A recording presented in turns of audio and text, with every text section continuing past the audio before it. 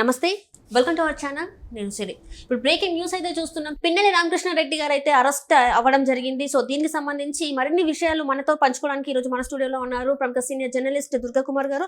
నమస్కారం సార్. నమస్కారం సిరి, మన వీక్షకులు కూడా నమస్కారం సార్. ఇప్పుడు చూస్తున్నట్టయితే పిన్నెల్లి రామకృష్ణారెడ్డి గారు అరెస్ట్ అయ్యారు. సో దానికి సంబంధించి అంటే ఇంకొన్ని విషయాలు ఏంటి, అసలు ఎందుకు అరెస్ట్ అయ్యారు అంటే మనం గతంలో చూసాం, ఎలక్షన్స్ అంటే పోలింగ్ టైంలో ఏం చేశారు ఏంటి అనేది మనం చూసాం. ఆ తర్వాత తను బెయిల్ తెచ్చుకోవడం చూసాం, June 6 వరకు అని కూడా చెప్పడం జరిగింది. సో ఇప్పుడు మరి ఇంత లేట్గా అరెస్ట్ అయ్యారు ఏంటి అసలు? ఇప్పుడు పిన్నెల్లి రామకృష్ణారెడ్డి గారు వైఎస్ఆర్సీపీ అభ్యర్థి అమ్మ మాచర్ల నుంచి. అంతకుముందు కూడా ఎమ్మెల్యేగా గెలిచారు. ఆయన ఆ ప్రాంతం మీద గట్టి పట్టు అంటే ఆ ప్రాంతంలో దౌర్జన్యాలు చేసినా కూడా ఆయన ఎవడో కూడా ప్రశ్నించే పరిస్థితి లేదు. ఆ విధమైనటువంటి దౌర్జన్య కాండగా ఆయన ఎమ్మెల్యేగా కొనసాగాడు.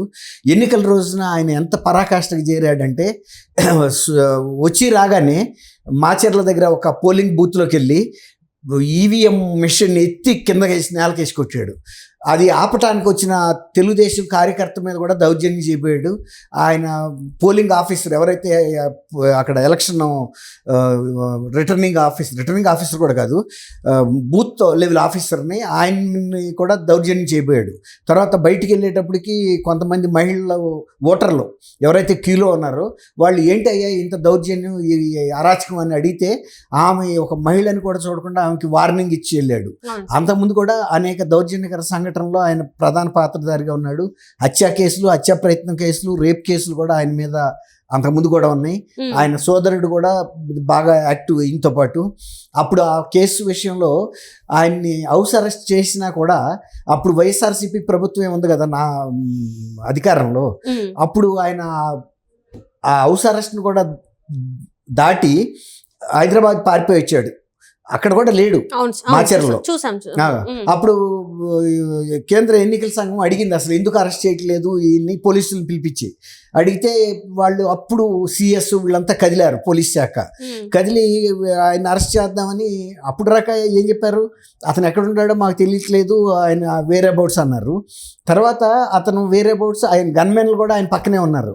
గన్మెన్లు ఆయన పక్కనే ఉంటే వేరే అబౌట్స్ తెలవకుండా ఎందుకుంటే పోలీస్ శాఖకి వాళ్ళు చెప్తారు కదా. అంటే గన్మెన్ కళ్ళు కప్పి పారిపోయారని కూడా వార్తలు. లేదమ్మా, వాళ్ళు ఇక్కడ హైదరాబాద్ వచ్చినప్పుడు గన్మెన్లు ఉన్నారు, సొంత కారు ఉంది, ఆయన సెల్ ఫోన్లు ఉన్నాయి, అవన్నీ వదిలిపెట్టేసి ఆయన వెళ్ళిపోయాడు. మనం కూడా చూసాం పటాన్ చెరువు దగ్గర ఒక శానిటరీ దీంట్లో దాక్కున్నాడని కూడా చెప్పారు.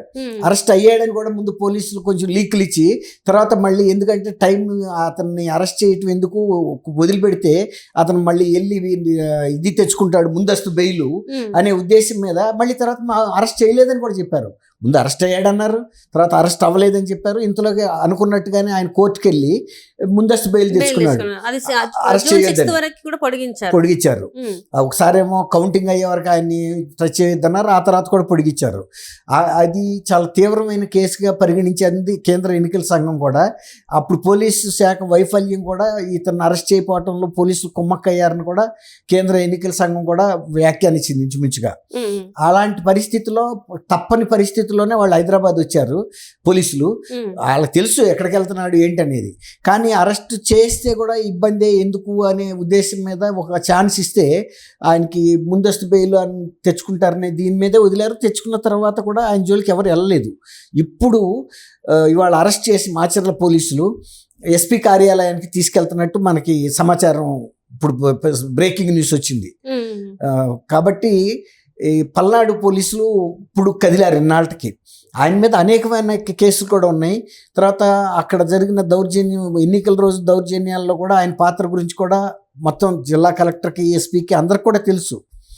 వాళ్ళు ఇప్పుడు గతంలో వైఎస్ఆర్సీపీ ఎమ్మెల్యేలు కానీ నాయకులు కానీ వాళ్ళ యొక్క అధికార మదంతో చేసినటువంటి క్రైమ్స్ అన్నీ కూడా ఇప్పుడు బయటకు వస్తున్నాయి ఒక్కొక్కటి.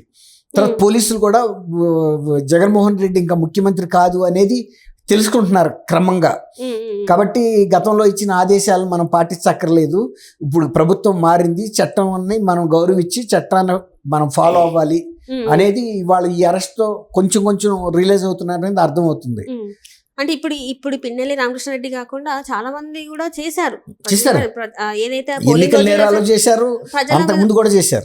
మరి వాళ్ళని కూడా అరెస్ట్ చేసే అవకాశం, అంటే ఇప్పుడు ఇది తొలిమెట్టు అనుకుంటే ఇంకా మరి అరెస్టుల పర్వం కొనసాగే అవకాశం ఉందంటారా? ఖచ్చితంగా. ఇప్పుడు ఎవరైనా నేరాలు చేసిన ఎవరినైనా సరే వదిలిపెట్టాల్సిన అవసరం లేదు. ఇప్పుడు జగన్మోహన్ రెడ్డి గారి ప్రభుత్వం ఏమీ అధికారంలో లేదు కదా. ఇప్పుడు ఆ నేరం చేసిన ప్రతి వాళ్ళని కూడా అన్ని కేసులు బయటకు వస్తే వాళ్ళని చట్టం తన పని తను చేసుకుంటుంది అన్నట్టు అరెస్ట్ చేయటం జరుగుతుంది, కోర్టుల్లో ప్రొడ్యూస్ చేయటం జరుగుతుంది, కోర్టుల్లో ఆ కేసులు విచారణలు కూడా కొనసాగుతాయి. అది ఎవరు చేసిన తప్పుకి వాళ్ళు మూల్యం కూడా చెల్లించక తప్పదు. ఇప్పుడు చూసినట్టయితే ఇప్పుడు ఆయన ఏదైతే ముందస్తుగా బెయిల్ అయితే ఏదైతే పెట్టుకున్నారో దాన్ని అయితే కోర్టు అయితే కొట్టివేయడం జరిగింది. మరి ఇప్పుడు ముందు ఎలా ఉండబోతుంది? ముందస్తు బెయిల్ ఒకసారి రద్దు చేశారు అంటే అరెస్ట్ చేయడానికి పోలీసులకి అనుమతి ఇచ్చినట్టే. ఇప్పుడు డ్యూ ప్రొసీజర్ ఫాలో అవ్వాలి. ఆయన్ని కోర్టు ముందు ప్రొడ్యూస్ చేయాల్సి ఉంటుంది. ఆ తర్వాత జ్యుడిషియల్ కస్టడీకి పంపుతారు సహజంగా ఇలాంటి కేసుల్లో. ఇదేం చిన్న కేసు కాదు కదా, పెట్టి కేసు కాదు ఇది. ఎన్నికల నేరం ఈవీఎం అని పగలగొట్టేటువంటి ఎన్నికల ప్రక్రియని ఆటంకపరచడము, తర్వాత గందరగోళపరచడం కూడా అవుద్ది. ఓటర్ల ఏదైతే ఓటర్లు వాళ్ళ అభిప్రాయాన్ని ఈవీఎంలో నిక్షిప్తం చేశారో అది నేలపాలు అయినట్టే కదా. లక్కీగా అది సేవ్ అయింది, అది వేరే మాట. అసలు ఈవీఎం మీద చేయి పెట్టడం కానీ దాన్ని దౌర్జన్యం చేయటం కానీ పోలింగ్ కేంద్రంలో పెద్ద నేరమే. అంటే స్ట్రాంగ్ రూమ్ లోకి వెళ్ళేంత ధైర్యం స్ట్రాంగ్ రూమ్ లో కాదమ్మా, ఈ పోలింగ్ బూత్ లో జరిగింది. పోలింగ్ బూత్ లో ఉండదు కదా, ఉంటదమ్మా. కేంద్రంలోకి వెళ్ళొచ్చు, అభ్యర్థి వెళ్ళొచ్చు, అభ్యర్థి తరపున ప్రధాన ఏజెంట్ ఎవరైతే ఉంటారో ఆయన కూడా వెళ్ళొచ్చు. అట్లా ఉంటది. అలాగే పత్రికా విలేకరులకు కూడా అక్రిడిటెడ్ కరస్పాండెంట్స్ కి ఆ నియోజకవర్గంలో పనిచేసే వ్యక్తికి కూడా పర్మిషన్ ఇస్తారు వెళ్ళి చూడటానికి. అట్లా ఉంటది. కానీ దాన్ని దుర్వినియోగం చేశాడు ఈ రామకృష్ణారెడ్డి గారు. ఏంటంటే ఒక భయోత్పాతం సృష్టించడం ద్వారా నన్ను గనక కాదంటే మీరు బతకలేరు అని ఒక మెసేజ్ పంపాలని ప్రయత్నం చేసినాడు. అందువల్ల ఇప్పుడు ముందస్తు బెయిల్ రద్దు చేశారంటే ఇంకా ఇప్పుడు ఎవరు కోర్టు వారు ప్రొడ్యూస్ చేసినప్పుడు ఫస్ట్ జ్యుడిషియల్ కస్టడీకి వెళ్ళిన తర్వాత మళ్ళీ పోలీస్ కస్టడీకి తీసుకుని ఇంట్రాగేట్ చేస్తారు. అసలు ఆ రోజు ఏం చేసాడు, ఎందుకు చేశాడు, ఈ కేసు వివరాలన్నీ డీటెయిల్స్ తీసుకున్న తర్వాత పోలీసులు కేసు ఫైల్ చేస్తారు. మేము కూడా ఇంట్రాగేట్ చేసాము, ఇదిగో స్టేట్మెంట్ ఎలా ఇచ్చాడు అనేది. అదే అంటే ఇప్పటివరకు ఇందాక మనం మాట్లాడుకున్నట్టు చూస్తుంటే సార్, వైసీపీ నేతలు చాలా మంది ఇట్లాంటి దౌర్జన్యాలకి, దాడులకి ప్రజల మీద కావచ్చు, పోలీసుల మీద కావచ్చు చాలా జరిగాయి.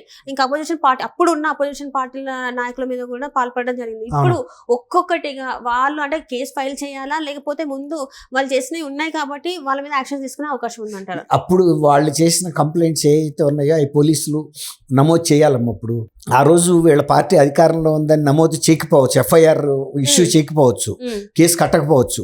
కానీ ఇప్పుడు ఆ కేసు ఖచ్చితంగా కట్టాల్సి ఉంటుంది, అది దర్యాప్తు చేయాల్సి ఉంటుంది, అరెస్ట్ చేయటం కానీ ఖచ్చితంగా జరుగుతాయి. ఎందుకంటే ఎన్నికల ముందు జరిగింది హింస, ఎన్నికల తర్వాత కూడా హింస జరిగింది. అందువల్లే అదనపు పోలీస్ బలగాలను ఆంధ్రప్రదేశ్కి పంపించారు, అదనపు పరిశీలకులను పంపించారు.